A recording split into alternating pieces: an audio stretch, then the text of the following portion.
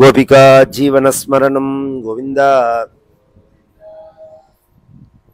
जानकी कांतस्मरणं जय जय இங்க எவ்வளவு நேரம் இருக்கலாம் சாப்பிட்டு பெல் நம பார்வதி பதயே ஹர ஹர மஹா सद्गुरुनाथ महाराज की जय आंजनेय मूर्ति की स्मृते सकल कल्याण भाजनम यत्र जायते पुरुषस्तमजं नित्यं व्रजामि शरणं हरिं यशिवो नाम रूपाभ्यां या देवी सर्वमंगला तयोः संस्मरणात् पुंसां सर्वतो जयमंगलम नारायणं नमस्कृत्य नरं चैव नरोत्तमं देवीं सरस्वतीं व्यासं ततो जयमुदीरयेत् योगीन्द्राय नमस्तस्मै शुकाय ब्रह्मरूपिणे संसारसर्पदष्टं यः विष्णुरातममुमुचत् कृष्णाय वासुदेवाय हरये परमात्मने प्रणतः क्लेशनाशाय गोविंदाय नमो नमः वंशी विभूषितकरात् नवनीरदाभात् पीताम्बरात् अरुणबिम्ब फलाधरोष्ठात् पूर्णेन्दुसुन्दरमुखात् अरविन्दनेत्रात् कृष्णात् परं किमपि तत्त्वमहं न जाने पीताम्बरं करविराजित शंखचक्रकौमोदकी सरसिजं करुणासमुद्रं சரியா வரலன்னு எடுத்துரும் राधा सहायमति सुन्दरमन्दहासं वातालयेशमनिशं हृदि भावयामि भक्तवात्सल्य जलधेः परमानन्दरूपिणः अस्मदाचार्यराजस्य प्रपन्नोऽस्मि पदाम्बुजं त्र्यम्बकपुराधीशं गणाधिपसमन्वितं गजारूढमहं वन्दे शास्तारं कुलदैवतं बुद्धिर्बलं यशोधैर्यं निर्भयत्वमरोगता अजाढ्यं वाक्पटुत्वञ्च हनुमत्स्मरणात् भवेत्। ओम श्री राधा रुक्मिणी सत्यभामा समेत श्री गोपाल कृष्णाय परब्रह्मणे नमः। ओम सद्गुरु चरणारविन्दाभ्यां नमः। वाग्देव्यै नमः। ओम हनुमते नमः। श्री हरये नमः।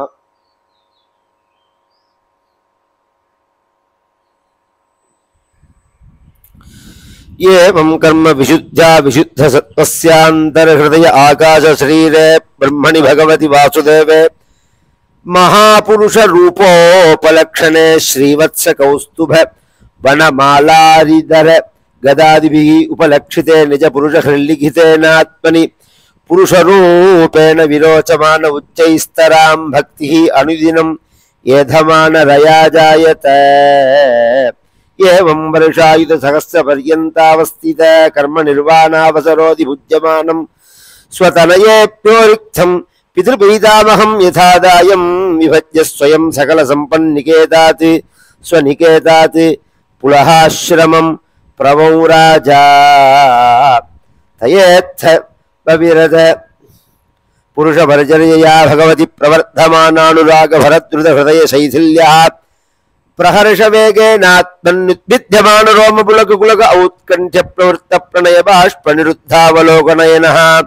एवं निज रमणारुण चरणारविन्दानुध्यान परिचित भक्ति योगेन परिप्लुत परमाह्लाद गंभीर हृदय गाढधिषणः तामपि क्रियमाणां भगवत् सपर्यां न सस्मारात्। ஸ்ரீயபதியான பகவானுடைய சரித்திரத்தை சொல்லக்கூடிய பாகவதத்துல பல பக்தர்களுடைய சரித்திரம் ஆச்சரியமா சொல்லப்படுறது. அதுல ரிஷபயோகீஸ்வரர் அப்படிங்கிறவர் பரமபாகவதோத்தமர். அவருடைய புத்திரராக பரதன் பிறந்து இந்த பாரத தேசத்தை ஆண்டத்தினால இதுக்கு பாரத தேசம் அப்படின்னு பெயர். கோட்டி வருஷம் ஆண்டத்தினால இதுக்கு பாரத தேசம் அப்படின்னு பெயர். தானும் சாஸ்திரங்கள்ல சொல்லப்பட்ட தர்மத்தின்படி வாழ்ந்து மக்களையும் அதன்படி நியமிச்சு சாஸ்திரங்கள்ல சொல்லப்பட்டதான ஸ்ரௌத ஸ்மார்த்த விஹித கர்மாக்களை அனுஷ்டானம் பண்றா.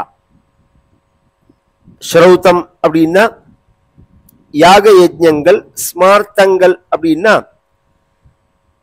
தர்ப்பணாதிகள், ஹோமங்கள், ஸ்ரார்த்தாதிகள், இதுக்கெல்லாம் ஸ்மார்த்தம் அப்படின்னு பெயர்.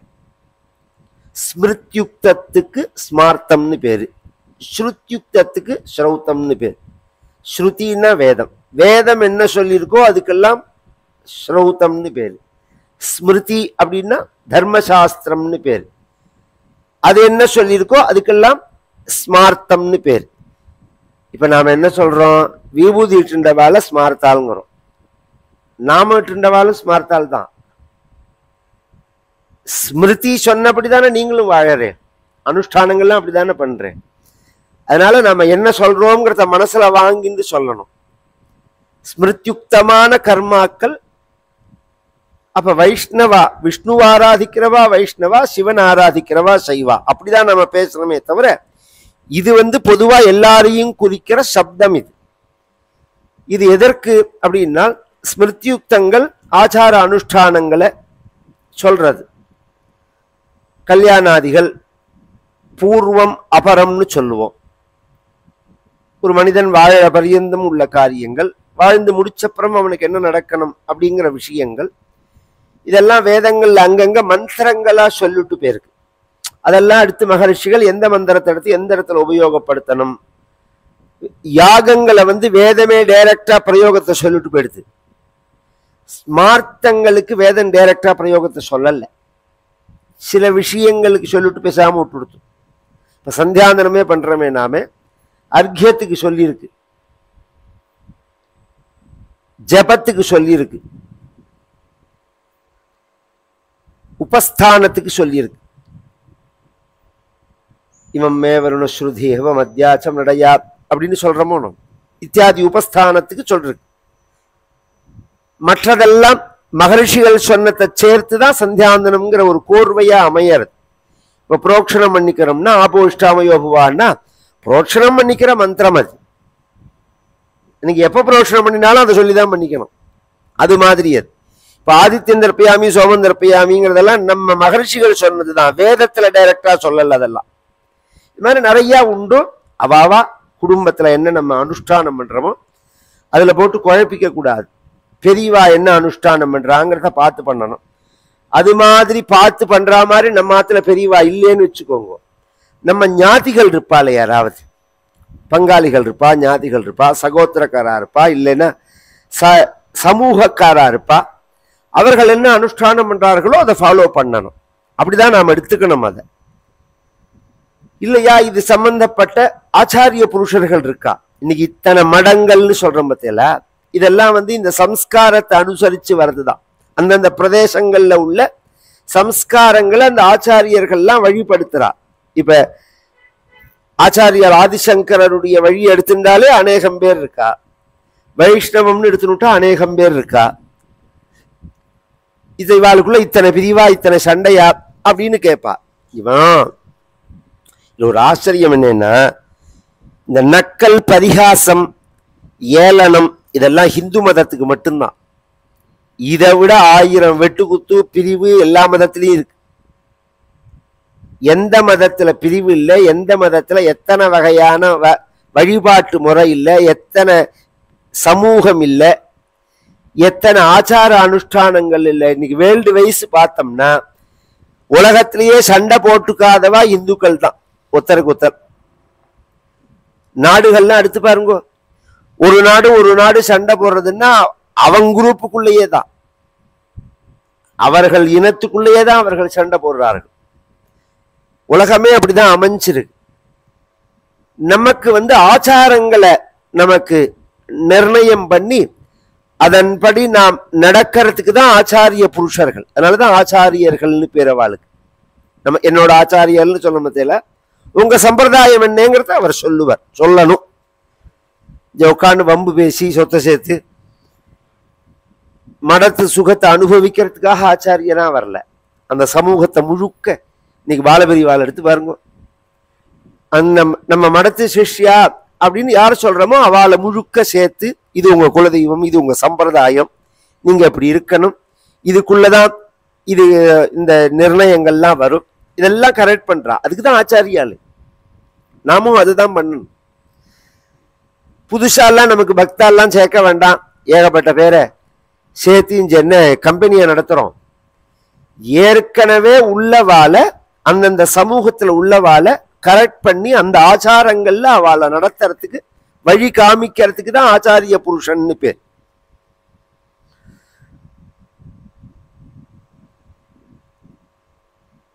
இங்க ராஜா ஒரு காலத்துல அது மாதிரி தர்மிஷ்டனா இருந்தா. ஸ்வே ஸ்வே கர்மணி வர்த்தமானா பிரஜாஹா ஸ்வதர்மம் அனுவர்த்தமான பரியபாலயத்து. எல்லாருமே மகரிஷிகள் ராஜாக்கள் காலத்துல. அப்ப பிராமணர்கள் அப்படிங்கிறது வேதோக்தமான கர்மாக்களை அனுஷ்டானம் பண்றவர்கள் அர்த்தம். தேசக்ஷேமத்துக்காக அவர்களுக்கு இடையூறு இல்லாம இருக்கணும், மற்றவர்கள் தொந்தரவு பண்ணக்கூடாது. அவ பூஜை பண்றதோ ஹோமம் பண்றதோ ஜபம் பண்றதோ பாராயணம் பண்றதோ ஒத்தருடைய நன்மைக்காக கிடையாது, உலக நன்மைக்காக. இந்த ஒரு அறிவு இருந்ததுனால மற்ற சமூகங்கள்லாம் இவர்களை பாதுகாப்பா வச்சிருந்தது. உண்மை அதுதான். நான் ஒசந்தவன் கிடையாது, மற்றவர்கள்லாம் மட்டம் கிடையாது. உண்மையான சொல்ல போனா மற்றவர்கள் போட்ட அந்த பிக்ஷையில தான் நான் சாப்பிட்றது. மற்ற சமூகத்துக்காரா கொடுக்கக்கூடியதான பிக்ஷை இருக்கு பாருங்க, இந்த தர்மத்துக்காக ஒரு காணிக்கைன்னு கொடுக்குறா பத்தியில, அதுலதான் பிராமணன் சாப்பிட்றதே. இவன் தர்மத்தை இவன் செய்யறதுக்கு மற்றவர்கள்லாம் அவ்வளோ அரவணைப்பா இருந்தா. நடுப்புல அவர்களை வச்சு சுத்தி கிராமத்தை அமைச்சு ஒரு குளிக்கிற இடமோ ஒரு பூஜை பண்ற இடமோ ஒரு கோவிலோ மற்ற இடங்கள்லாம் அவர்களுக்கு அந்த தர்மங்களை செய்யறதுக்கு இடையூறு இல்லாம பார்த்துண்டு அந்த தர்மங்களுடைய அர்த்தங்களை உணர்ந்து வேல்யூவை உணர்ந்து மற்றவர்களுக்கும் எடுத்து சொல்லி, இது மாதிரி ஒரு சமூகம், ஒரு தேசம், ஒரு மக்கள் இருந்த நாடு இது. பின்னாடி வந்து சில குளறுபடிகள் ஆகி மக்கள் மனதுல விஷத்தை விதைச்சுட்டு போயிட்டான். பிராமணன்னா ஒசத்தினோ பிராமணர்கள் மற்றவர்களை மற்றப்படுத்தினார்கள்னோ அப்படி இப்படின்னு என்னென்னவோ கட்டுக்கதை. அதெல்லாம் உங்களை இதெல்லாம் நம்ம போய் இவர்களுக்கெல்லாம் விலக்கி வச்சு இவர்களை புரிய வச்சு இவர்களெல்லாம் திருப்பி ஒன்று சேர்க்கறது அப்படிங்கிற காரியம் பண்ணணும். அவர்களுக்கு விளக்கம் கொடுக்கறதுக்கெல்லாம் இப்ப நமக்கு பத்தாது. ஏன்னா நம்மளை விட மீடியா பலமா இருக்கு. நம்ம தர்மத்தை நாம் செய்யணும். இன்னொருத்தர் விஷயத்துல நாம என்றவே பண்ண வேண்டாம். சத்தியமும் தர்மமும் தெய்வமும் இதற்கு அனுகூலமான காலத்தை அமைச்சு கொடுக்கும். தேசத்தை மாற்றும். அது நாமளா நினைக்கிறோம் இது இப்படி மாற போறது, இது மாதிரி ஒரு ராஜா வர போறா, இது மாதிரி இந்த தேசம் மாறும் அப்படின்னு நாம நினைக்கிறோம். நாம தீர்மானம் பண்றது இல்ல, தெய்வம் தீர்மானம் பண்றதுதான். நம்ம தர்மத்தை நாம் செஞ்சா தெய்வம் அதுக்கு அனுகூலமா இருக்கும் அப்படிங்கிறது தான் விஷயம். இவன் அது மாதிரி செஞ்சு இவன் கர்மாக்களை பண்ணும் போது ஏவம் கர்ம விசுத்யா விசுத்த சத்வஸ்யாந்தர்ஹிருதய ஆகாச சரீரே பிரம்மணி பகவதி வாசுதேவே மகாபுருஷ ரூபோபலக்ஷண ஸ்ரீவத்ஸ கௌஸ்துப வனமாலா அரிதர அரிதர கதாதிபிஹி உபலக்ஷ்ய லக்ஷிதே நிஜ புருஷ ஹிருல்லிகிதேனாத்மனி புருஷ ரூபேண விரோச்சமான உச்சைஸ்தராம் பக்திஹி அனுதினம் ஏதமான ரயாஜாயதா. கர்மாவையும் கர்மாக்கல்ல உள்ள திரவியங்களையும் கர்மாக்கல்ல சொல்லப்பட்டதான தேவதைகளையும் கர்ம பலனையும் தன்னையும் பகவானா பார்த்தான். சர்வம் பிரம்மமயம் அப்படின்னு சொல்றோமோ, தன்னையும் பிரம்மமா பார்த்தான். ரித்விக்களையும் பிரம்மமா பார்த்தான், திரவியங்களையும் பிரம்மமா பார்த்தான், ஆகுதிகளையும் பிரம்மமா பார்த்தான், அதில் உள்ள பலனையும் தனக்கில்லைன்னு நினைச்சிருந்தான். அதனால என்ன ஆயிடுச்சுன்னா இவனுடைய கர்ம யஜ்ஞமே ஞான யஜ்ஞமாகிடுது. நேற்றைய தினம் சொன்னேன், கர்மாவை செஞ்சாதான் கர்மா விடும் அப்படின்னு. கர்மாவை செஞ்சா கர்மா வளரத்தான வளரும், கர்மாவை செஞ்சா கர்மா எப்படி விடும் அப்படிங்கிற கேள்விக்கு நான் எனது இந்த கர்ம பலன் எனக்கு அப்படிங்கிற சங்கல்பத்தோடையோ அபிமானத்தோடையோ எண்ணத்தோடையோ நாம் கர்மாவை செய்யும் போது கர்மா வளரும். அது வாசனையா ஹிருதயத்துல படி. இத நான் செய்யல, இந்த திரவியங்களோ இந்த கர்மாக்களோ என்னோடது இல்லை, இதனால ஏற்படக்கூடிய பலனும் எனக்கு இல்லை. லோகக்ஷேமார்த்தம், தேசக்ஷேமார்த்தம். நான் ஏன் செய்யறேன்? ஈஸ்வர பிரீத்திக்காக செய்யறேன். இந்த உலகத்தை வழி நடத்துறவன் ஈஸ்வரன். இந்த லோக உபகாரத்துக்காக சில கர்மாக்களை பகவான் சொல்றான்.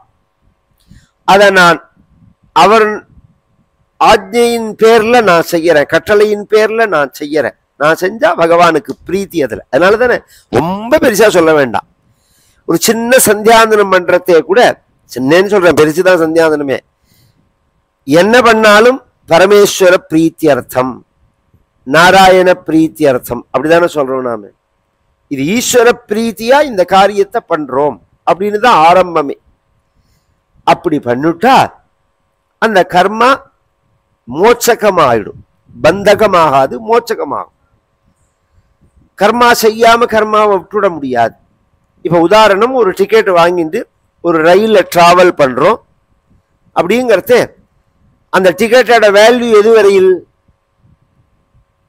டிராவல் பண்ற பரியந்தம். இங்கேருந்து மெட்ராஸ் போறோம்னா மெட்ராஸ் போற பிறகு அந்த டிக்கெட்டை நம்ம பத்திரமா வச்சுக்கணும், டிடிஆர் வந்தா காமிக்கணும் அப்படிங்கிறது கர்மா. அதற்குள்ள தொலைச்சிடக்கூடாது டிக்கெட்டை. தொலைச்சா டிடிஆர் வந்து கேட்டு டிக்கெட் இல்லைன்னா ஃபைன் போடுவார். மெட்ராஸ்ல போய் இறங்கின உடனே அந்த டிக்கெட்டை என்ன திருச்சியிலேருந்து அழிச்சுன்னு அந்த டிக்கெட்டுன்னு எவனாவது ஃப்ரேம் பண்ணி மாற்றோம், ஸ்டேஷன்லயே கிழிச்சு போட்டுட்டு போயிட்டே இருக்கும். ஏன்னா அந்த டிக்கெட்டை நீ விடாம பத்திரமா வச்சுக்கணுங்கிற கர்மாவை ஒழுங்கா நீ செஞ்சேன்னா அந்த கர்மா பூர்த்தி ஆகிறத டிக்கெட் ஒன்ன விட்டுடுறது. தாமரம் வந்தோடனே டிக்கெட் தானாவே விட்டுடுறது ஒண்ணு. இதுதான் வாழ்க்கையும். அதை செஞ்சுட்டே வந்தா அந்த கர்மா நம்மளை விட்டுடும். ஆனா அதுல அபிமானம் இருக்கக்கூடாது, நான் செய்யறேங்கிற எண்ணம் இருக்கக்கூடாது, எனதுங்கிற எண்ணம் இருக்கக்கூடாது, இந்த பலன் எனக்குன்னு இருக்கக்கூடாது. இது வாசனையா அமையும். அது ரொம்ப ரொம்ப ஜாக்கிரதையான விஷயம். உயர்ந்த மகான்களோட பழகிதான் அந்த சம்ஸ்காரம்ங்கிறது வரணும். என்ன செஞ்சாலும் தாமரையில தண்ணீர் போல இருப்பார்கள் மகான்களை கவனிச்செல்லாம். என்ன செஞ்சாலும் அதில் ஒட்டவே மாட்டா, கொண்டாடினாலும் அதில் ஒட்ட மாட்டா, தூத்தினாலும் அதில் வருத்தப்பட மாட்டார்கள். அதை விட்டு விலகிட்டு அடுத்த காரியத்தை பார்த்துட்டே இருப்பார்கள். இப்ப பரதனை எப்படி கர்மா விட்டுதுன்னு சொல்றேன். நேற்றுக்கு சொன்ன எப்படி விட்டுதுன்னு சொல்றேன்னு. அச்சுதாய எல்லா இடத்துலையும் பகவத் ஸ்வரூபத்தை பார்த்தானா அச்சுதாய நமஹ, அனந்தாய நமஹ, கோவிந்தாய நமஹ அப்படின்னு ஆச்சமனம் பண்ணணும். அப்படி ஆச்சமனம் பண்ணும்போது அச்சுதாய நமஹான்னு கையில் எடுத்தா அச்சுதா அப்படின்னு உடனே பகவானுடைய ஸ்வரூபம் தியானத்துக்கு வந்துடும். தியானத்துக்கு வந்தா அப்படியே அதுல அப்படியே பிரவர்த்தமானானுராக பரத்ருத ஹிருதய சைथिல்யா ஸ்ரீவத்ஸ கௌஸ்துப வனமாலாரிதர கதாசிபிகி உபலக்ஷிதே நிஜ புருஷ கிருலிகிதேனாத்மனி புருஷரூபேன விரோச்சமான உச்சைஸ்தராம் பக்தி அனுதினம் ஏதமான ரயாஜாயதே ஏவம் வருஷாயுத சஹஸ்ர பர்யந்தாவசித கர்ம நிர்வாணாவசரோதி புஜ்யமானம். கோட்டி வருஷம், வருஷாயுத சஹஸ்ர பர்யந்த பர்யந்தாவசித்த கர்ம நிர்வாண இதெல்லாம் பண்றான். அப்படி அச்சுதாய நமஹன்னா அப்படியே பகவானுடைய தியானம் சித்திக்க ஒரு கையில எடுத்த உத்தரணி, ஒரு கையில ஊத்தின்ற ஜலம், இப்படி உட்காந்துண்டா 10 நிமிஷம் 15 நிமிஷம் அரை மணி நேரம் தியானம் ஆயிடும். அப்புறம்தான் ஸ்வநிலைக்கு வருவா. ஓ அச்சுதாய நமஹான்னு ஜலம் எடுத்தோம் குடிக்கல அப்படிங்கிறது அப்பதான் அவனுக்கு தெரியும். உடனே குடிப்பா.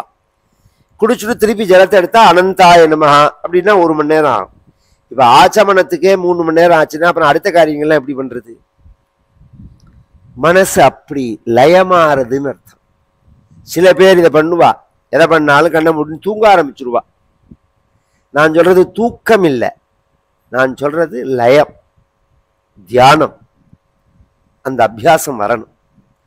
அது வந்ததுனால கர்மா நடக்காததுனால சரி இனிமே நாம கர்மாவுக்கு ஃபிட்டு கிடையாது அப்படிங்கிறதுனால ஸ்வதனயேப்யோரிக்தம் பித்ருபைதாமகம் யதாராயம் விபஜ்ய, இவ அப்பா இவ தாத்தா எப்படி இந்த தேசத்தை பிரிச்சு குழந்தைகள்கிட்ட எப்படி ராஜ்ய பரிபாலனத்துக்கு ஒப்படைச்சாலோ அது மாதிரி இவனும் பிரிச்சு ஒப்படைச்சுட்டு, அதெல்லாம் கடமை. ஏன்னா க்ஷத்ரியனும் நமக்கு என்ன சம்பந்தம்னு போனா அவனுக்குள்ள வெட்டுக்குத்து நடக்கும். நீ இப்போ நீ வாரிசா நான் வாரிசா, என்னதான் நியமிச்சார் ஒன்னதான் நியமிச்சார், நான் தான் வாரிசு இன்னைக்கே பாக்குறமே ஃப்ராடு. கடைசியில எவன் வாரிசோ அவன் எங்கேயோ மூலையில உட்காந்துருக்கான். வாரிசு இல்லாதவன்லாம் நான் தான் வாரிசுன்னு போய் சொல்லி வந்துட்டான் மத்தியில அரசியலுக்கு. இதெல்லாம் உலகத்துல பாக்குறமே நம்ம. இது மாதிரி ஜனங்களுக்கு அடுத்தது யார் ராஜா அப்படிங்கிறத காமிக்காம போயிடக்கூடாது. அதனால அதெல்லாம் காமிச்சு அவர்களை ஒப்படைச்சுட்டு ஸ்வயம் சகலசம் பன்னிகேதாத்து ஸ்வநிகேதாத்து புலஹாசிரமம் பிரவௌராஜா. புலஹாசிரமம் அப்படிங்கிற நேபாள் கண்டகி நதி ஓடக்கூடியதான ஒரு பிரதேசம் புலகர் அப்படின்னு ஒரு மகரிஷி. வசிஷ்டர், மரீச்சி, அத்ரி, அங்கிரசர், புலஸ்தியர், புலகர், கிரது, புருகு, வசிஷ்டர், அதர்வா, தக்ஷர் இவர்களுக்கு நவப்பிரஜாபதிகள்னு பேரு. சுவாயம்புவ மனுவனுடைய பிரம்மாவோட குழந்தைகள் இவெல்லாம். இவாளுடைய கோத்திரங்கள்ல தான் நாம சொல்றது. வசிஷ்டர், மரீச்சி, அத்ரி, அங்கிரசு, புலஸ்தியர், புலகர், கிரது, அதர்வா இதெல்லாம் கோத்திர மகரிஷிகள் இவாள்லாம். அந்த புலகர் தபஸ் பண்ண இடம் இன்னைக்கு அதுக்கு முக்திநாத்னு பேரு. வைஷ்ணவ கஷேத்திரத்துல சாலக்கிராம கஷேத்திரம்னு சொல்றோமோ, இன்னைக்கு போறதே கஷ்டம். அன்னைக்கு ரொம்ப மனித சஞ்சாரம் இல்லாததான ஒரு பிரதேசம் அது. கண்டகி நதியும் இப்படி சுத்தி போகும். அந்த நதியை தாண்டிதான் அந்த பிரதேசத்துக்குள்ள நாம போக முடியும். எப்படியோ நீஞ்சி போயிட்டான் ராஜா. உள்ள போய் அங்க உட்கார்ந்துட்டு பகவத் ஆராதன ரூபமான தபஸ யோகத்தை அபியாசம் பண்றான். தயே சமவிரத புருஷ பரிச்சர்யா பிரவர்த்தமான பரிச்சர்யா பகவதி பிரவர்த்தமான அனுராக பரத்ருத ஹிருதய சைதில்யா. அங்க நிறைய சாலக்கிராமம், ஸ்வயம் வியக்த க்ஷேத்திரம். அது சாலக்கிராமம் அப்படிங்கிறது ஒரு ஒரு பூச்சி. அந்த பூச்சியினால அந்த மண்ணை எடுத்து கட்டக்கூடியதான ஒரு கூடு. அது என்ன பூச்சி, அதுல என்ன விசேஷம் அப்படின்னா, மோகினி அவதாரம் சொல்றோமோன்னு, பகவானுடைய மோகினி அவதாரம். அந்த மோகினி கர்ப்பதாரணம் ஏற்பட்டுதானே சாஸ்தா பிறந்தார்னு புராணங்கள்லாம் சொல்றது. அப்ப அந்த கர்ப்பதாரணத்தின் போது மசக்கேம்பமோனோ வாந்தி வருமோனோ, அந்த வாந்தியில உண்டான புழுக்கள் அது எல்லாம் பகவத் ஸ்வரூபம் தான். சும்மா நமக்கு புரியறதுக்காக சொல்றது. அந்த புழுக்களால கட்டப்படுகின்ற கூடு அது. அதுல என்ன சார் விசேஷம்னா, அந்த நேபாளில் உள்ள மண்ணுல கோல்டோட பர்சன்டேஜ் கூட, தங்கம் கூட இருக்கும். இந்த புழு என்ன பண்ணும், மண்ணை எடுத்து எடுத்து அதுல உள்ள தங்கத்தை மட்டும் எடுத்துன்னு வந்து கூடா கட்டும். தங்கம் மிகுதியா உள்ள மண்ணை எடுத்து கூடா கட்டும். அப்படி கட்டும்போது அந்த சாலக்கிராமம் முழுக்க பார்த்தேன்னா இன்னைக்கு ஜனங்களுக்கு ஒரிஜினல் சாலக்கிராமம் கிடைக்கல. நம்ம பெரியவாள்லாம் பூஜை பண்ணின சாலக்கிராமத்தை பார்த்தேன்னா மேலெல்லாம் தங்க பளபளப்பு இருக்கும். நான் என்னோடத்துல பூஜையில எல்லாமே அப்படி இருக்கும். மேல தங்கத்தோட அந்த ஷைனிங் தெரியும். ஒண்ணு வெறும் உருண்டையா இருக்கிறதுக்கு சாலக்கிராம கல்லுன்னு பேரு. சாலக்கிராம கல்லு வேற, சாலக்கிராமம் வேற. கோவில் எல்லாம் மூர்த்தங்களை பண்ணும்போது மலைகள்ல சாலக்கிராம கல் எடுத்து பண்ணுவா, அது வேற. சாலக்கிராமம்ங்கிறது எப்படி இருக்கும்னா ரெண்டே ரெண்டு வகையா தான் இருக்கும். ஒண்ணு ஹிரண்ய கர்ப்பம்னு பேரு.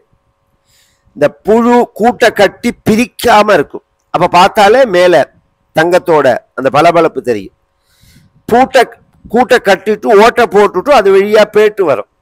அந்த ஓட்டையும் அந்த ஓட்டைக்குள்ள நாம பார்த்தோம்னா சக்கரங்கள் இருக்கும். எந்த சாலக்கிராமத்தை எடுத்தாலும் உள்ள சக்கரம் இருக்கும். கீழே ஒரு சக்கரம் இருக்கும், மேல ஒரு சக்கரம் இருக்கும். இல்ல அந்த அந்த ரெண்டும் பிளந்ததுன்னா இது ஒரு சக்கரமா இருக்கும், அது ஒரு சக்கரமா இருக்கும். அது பொதுவா சுதர்சனம்னு எடுத்துருவா. இது சேர்ந்தாப்புல இருந்ததுன்னா எந்த சைஸ்ல அது கூடு கட்டும். என்ன ஒரு ஆச்சரியமான விஷயம். இன்னைக்கு சயின்ஸ்னாலெல்லாம் அதை நிரூபிக்க முடியாது. பகவான் மொத்தம் 24 அவதாரங்கள் பண்ணியிருக்காருன்னு சொன்னேன். இதனுடைய உட்பிரிவுகள் எல்லாம் இருக்கு. இதெல்லாம் அந்த சாலக்கிராமத்துல இருக்கும். நரசிம்ம சாலக்கிராமம் உண்டு, வாமன சாலக்கிராமம் உண்டு, மத்ஸ்ய சாலக்கிராமம் உண்டு, ஹயக்ரீவ சாலக்கிராமம் உண்டு, கூர்ம சாலக்கிராமம் உண்டு. இதை விட ஆச்சரியம் ராமருடைய சாலக்கிராமம் உண்டு. இதுல சீதாராமர் உண்டு, லக்ஷ்மணர் சீதாராமர் உண்டு. கிருஷ்ணர் எடுத்தா இன்னும் ஜாஸ்தி. சந்தான கோபாலம் உண்டு கிருஷ்ணர்ல, வேணுகோபாலன் உண்டு, ருக்மணி சத்யபாமா சமேதம். இதுல அபூர்வமானது மத்ஸ்ய சாலக்கிராமம், ஹயக்ரீவ சாலக்கிராமம். இதெல்லாம் அவ்வளவு சுலபமா கிடைக்காது. இதுல ஒரு விசேஷம் என்னன்னா, அந்த மத்ஸ்ய சாலக்கிராமம் பார்த்தா முன்னாடி வாய் இருக்கும், பின்னாடி வால் இருக்கும், மீன் மாதிரியே இருக்கும், வால்ல சக்கரம் இருக்கும். அதை விட ஆச்சரியம், நாம ஜலத்தை ஊத்தி அபிஷேகம் பண்ணா துள்ளும், அந்த சாலக்கிராமம் துள்ளும்.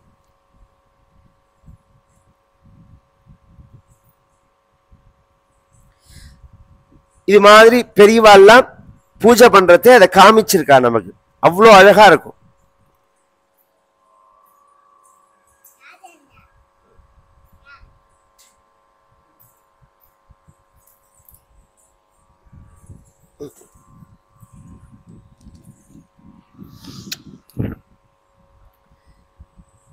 அந்த சாலக்கிராமங்களை எடுத்து வச்சு பூஜைகள் நடக்கிறது.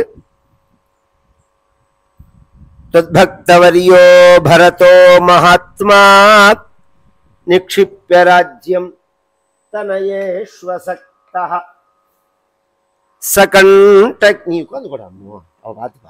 சகண்டகி தீரமவாபராஜ त्वत्पूजनार्थं पुलहाश्रमं हि. பகவான் பூஜை பண்றான். நித்தியப்படி துளசிகள் எடுத்துன்னு பெருசா பூஜைங்கிறது ரொம்ப பேர் நினைச்சுட்டு இருக்கா, இப்படி பண்ணினாதான் பூஜை பண்ணணும், நமக்கு அப்படிலாம் பண்றதுக்கு டைமும் இல்லை சக்தியும் இல்லைன்னு சொல்லிட்டு பூஜை பண்ணாம இருக்கா. அப்படி கிடையாது. சிம்பிளா ஆரம்பிச்சு பெருசா எப்படி வேணாலும் பூஜை பண்ணலாம். இந்த ஷோடசோபச்சாரம் முக்கியம்.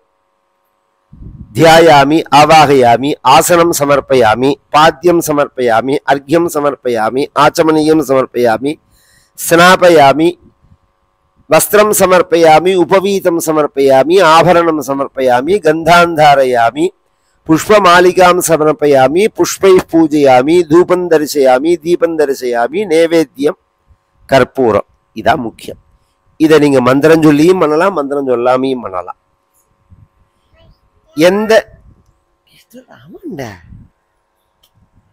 இதை எந்த தெய்வத்தை உத்தேசிச்சு பண்றோமோ அந்த தெய்வத்தோட மந்திரங்களை சேர்த்து பண்றது அந்த விதி. அம்பால பண்றதா இருந்தா துர்கா சூக்தப்படி பண்ணலாம், மகாலட்சுமியை பண்றதா இருந்தா ஸ்ரீசூக்தப்படி பண்ணலாம். பரமேஸ்வரனை பண்றதா இருந்தா ருத்ர விதானப்படி பண்ணலாம். என்ன கிருஷ்ணர் தாண்டா? ஆமாண்டா. மற்ற தெய்வங்களை பண்றதே அந்தந்த விதம் இருக்கு. ஸ்ரீபதியான பரமாத்மாவை பண்ணும்போது புருஷ சூக்த விதானத்தினால பண்ணலாம். அவா சம்பிரதாயத்துல பண்ணலாம். மூல மந்திரத்தினாலையும் கங்கணபதியே நமஹ தியாயாமி, கங்கணபதியே நமஹ அவாகயாமி அப்படின்னு சொல்லலாம். ஒண்ணுமே தெரிய அமந்திரகம் வாபி சமந்திரகம் வா அப்படிங்கிறார் ஆதிசங்கரர் சொல்லும் போது. உனக்கு மந்திரம் தெரிஞ்சாலும் சரி, மந்திரம் தெரியலைன்னாலும் சரி, வெறுமனை இன்னைக்கு நம்ம கிராமங்கள்ல உள்ள தெய்வங்களுக்கெல்லாம் பூஜை பண்றார்களே கிராம மக்கள், எல்லா மந்திரமும் தெரிஞ்சா பண்றா. தேங்காயை உடைச்சி வச்சு இது பண்ணி அபிஷேகம் பண்ணி அலங்காரம் பண்ணி வஸ்திரங்கள்லாம் சாத்தி படையெல்லாம் போட்டு தூபதீபங்கள்லாம் காமிச்சு அந்த ஜலனி எடுத்து ஒரு மந்திரம் கூட சொல்லலையே. அந்த தெய்வங்கள்லாம் அவ்வளோ சாநித்தியமா இருக்கே. எப்படி இருக்கு? அமந்திரகம் வாபி சமந்திரகம் வா. மந்திரங்களை சொன்னா விசேஷம், மந்திரங்களை சொல்லலேங்கிறதுக்காக அது பூஜையா இல்லைன்னு ஆயிடாது. ஆமாண்டா, என்ன வேணும்? யாரு? ஆமா, உம்மாச்சி தாத்தா. உம்மாச்சி காப்பத்து. இந்த பூஜை இல்லைன்னு ஆயிடாது. விஸ்தாரமாவும் பண்ணலாம். அது மாதிரி இவன் பண்றான். பண்ணும்போது என்ன ஆயிடுறது அப்படின்னா, பிரவர்த்தமானானுராக பரத்ருத ஹிருதய சைதில்யா. சத்த வினாடி சொன்ன அதே விவகாரம் தான். கர்மா பண்ணும்போது இவனுக்கு என்ன ஒரு அனுபூதியோ அந்த அனுபூதி இஞ்சையும் வராது. அதோட கண்டினியூட்டி தானே. இன்னும் சொல்ல போனா அவன் அப்படி இருக்கணுங்கிறதுக்கு தான் விட்டுட்டு வந்தது. இங்க வந்ததே நம்ம ஒரு தியானமோ ஒரு ஈஸ்வர ஸ்மரணையோ ஈஸ்வர ஆராதனமோ நாம பண்றதுக்கு ஒரு டைம் வச்சுட்டு ஒரு குறிப்பிட்ட காலம்னு வச்சுன்னு பண்றோம். குடும்பத்துல கேட்டா குடும்ப காரியங்கள் அது எடுக்கா தொடாது, குடும்ப காரியங்கள்லாம் நமக்கு இருக்கு அப்படின்னு சொல்றோம். நம்ம ஆச்சாரியால பாருங்க, நம்மளோட காலத்தால கிடுக்கிடுன்னு பேசிட்டு 9 மணிக்கு வந்தாருன்னா அவர் குடும்ப காரியத்தை பத்தி யோசனை பண்றாரு. இந்த பக்கமே திரும்ப மாட்டார். 3 மணி 4 மணி. நம்ம பரமாச்சாரியால் காலத்துல சொல்லுவா, தீர்த்தம் கொடுக்கறதே 4 மணி ஆகும் அப்படின்னு சொல்லுவா. இப்ப பாலபெரிவா பூஜையிலையும் அப்படிதான் 4 மணி ஆகும் தீர்த்தம் கொடுக்கறது. அப்படி பூஜை, அப்படி பார்த்து பார்த்து பார்த்து இப்ப நம்மளுடைய அடுத்த பெரியவா வந்திருக்கா பாருங்க. அதனால நம்ம கூப்பிட்றதே எப்படி கூப்பிட்றதுன்னு ஒரு கன்ஃபியூஷன் வரும். மகாபெரிவா பெரியவா அப்படின்னு தான் சொல்லணும். பாலபெரிவா என்ன சொன்னா, இவரை புது பெரியவான்னு சொல்லலாம்னா என்கிட்ட நான் சொன்னேன், அப்படி சொன்னாலும் நீங்க மகாபெரிவா தானே, என்ன இவரை புது பெரியவான்னு சொன்னா நீங்க மகாபெரிவா தானே அப்படின்னு. ஆமா, அதனால மகாபெரிவா புது பெரியவா அப்படியே சொல்லலாம் நம்ம. இல்ல மகாபெரிவா பெரியவா அப்படி சொல்லலாம். எல்லாம் எப்படி சொன்னாலும் எல்லாருக்கும் சங்கர சங்கர சாட்சாத் அப்படின்னு சொல்றோமோ. எல்லாம் ஆதிசங்கரோட ஸ்வரூபம் தானே அத்தனை பேருமே. நம்ம சிருங்கேரி சம்பிரதாயத்துல மகா சன்னிதானம் சன்னிதானம்னு தானே எல்லாருக்கும் பேரே. நான் இவர் மகா சன்னிதானம்னு சொன்னதுனால இவரை மகா சன்னிதானம்னு நான் சொல்ல மாட்டேன்னு யாராவது சொல்றோமா? அந்த பட்டம் வந்த உடனே தானாவே மகா சன்னிதானம்னு சொல்றோம். அதே சம்பிரதாயம் தான். நமக்கு ஒரு அபிமானத்தினால சில பெயர்களை கூட்டத்துக்காக மற்றவர்களை அதை கூப்பிடக்கூடாது. இன்னும் சொல்ல போனா குறிப்பிட்டு அன்னைக்கு அந்த பீடத்தை தீட்சை கொடுக்குற அன்னைக்கு கவனிச்சா தெரியும், சத்ய சந்திரசேகரேந்திர சரஸ்வதி அப்படின்னு நம்ம பெரியவா சொல்லும் போது அப்படியே தழுத்தது, நாக்கு தழுத்தது. இவர் நிஜமாவே சத்ய சந்திரசேகரேந்திர சரஸ்வதி தான் அப்படின்னு நான் பெரியவா சத்தியம்தான் அப்படிதான் எடுத்துக்கணும். நமக்கு நம்மளுடைய பார்வையில நம்மளுடைய ஆச்சாரியன் வேற இல்லை, பகவான் வேற இல்லை. இதுல அபிப்பிராயம், கமெண்ட்ஸு, குதர்க்கம், புத்தி, குயுக்தி, குப்பை இதெல்லாம் ஒம்புத்தியோடது. ஆச்சாரியால பரமேஸ்வரனா பார்த்தா சதாசிவ சமாரம்பாம் சங்கராச்சாரிய மத்தியமா அஸ்மத் ஆச்சாரிய பரியந்தாம் வந்தே குரு பரம்பராம் அப்படின்னு பரமேஸ்வரன் வேற இல்லை, சங்கரர் வேற இல்லை, இப்ப இருக்கிற நம்ம ஆச்சாரியர் வேற இல்லை. இதை ஞாபகம் வச்சுக்கணும். பரமேஸ்வரனே தான் சங்கரர், ஆதிசங்கரர், ஆதிசங்கரரே தான் நம்ம ஆச்சாரியார். இந்த எண்ணம் ஓடிண்டே இருக்கணும் நம்ம மனசுல.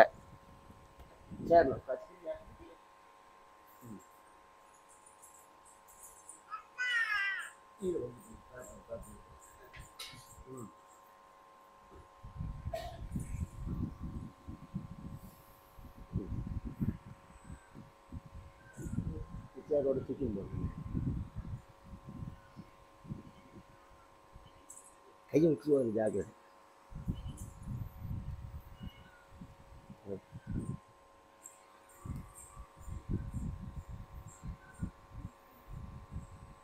இந்த ஆச்சாரியர்கள்லாம் பூஜை பண்ணும் போது பார்த்தா ஒரு நிர்பந்தம் கிடையாது. குடும்ப நிர்பந்தமோ, நம்ம பூஜை ஆரம்பிச்ச உடனே தான் ஃபோன் வரும், மாமி வருவா, ஏதோ விஷயம் சொல்லுவா, அது பிறந்த பேசாம டிவி பார்த்துட்டு இருப்பா, செல்ல பார்த்துட்டு இருப்பா, படிச்சுட்டு இருப்பா. ஏதாவது ஒரு பாராயணம் பண்ணலாம்னு ஆரம்பிச்சா இதை பண்ணலாமா அதை பண்ணலாமான்னு பேசாம இருந்தா நான் கேட்கறதுக்கு பதில் சொல்லிட்டு பாராயணம் பண்ணுங்கோம்பா. இத்தனை நேரம் நீ என்ன பண்ணினேன்னு ஆரம்பிச்சா சண்டை மண்டை உடையும். குடும்பம்னா ரெண்டு பக்கமுமே சொல்றேன். இதே மாதிரி மாமி எல்லாத்தையும் பண்ணி வச்சுட்டு வந்து ஒரு பூஜையில உட்காந்துவோம்னு நினைச்சா உடனே மாமா அங்கேருந்து புந்து புடுங்குவர். இதை இதுல வச்சிருக்க, அதுல இதை வச்சிருக்கேன்னு. இத்தனை வேலையும் செஞ்சுட்டு தான் இந்த பூஜைக்கே வந்திருக்கா.